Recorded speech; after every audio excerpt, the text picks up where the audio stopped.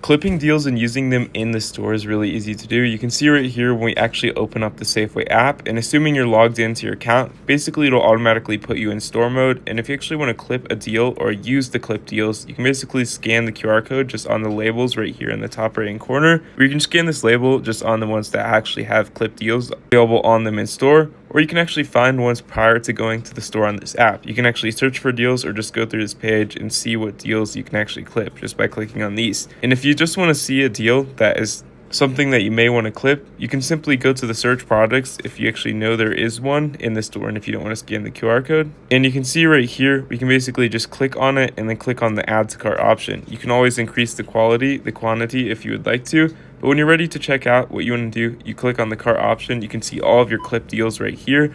And basically, when you're at the checkout, you simply want to type in your phone number that is associated with your account so that these deals automatically take place. As you can see right here, I've just gotten these major discounts just because I linked my phone number. But if none of the deals add, or if all of them do not add, what you want to do is you click on the pay now option and it will update. And then you can actually go back and scan your products, or you can actually talk to someone at the store. But how you actually use the deals is you basically type in your phone number at the checkout and you actually have to have them clipped on the app.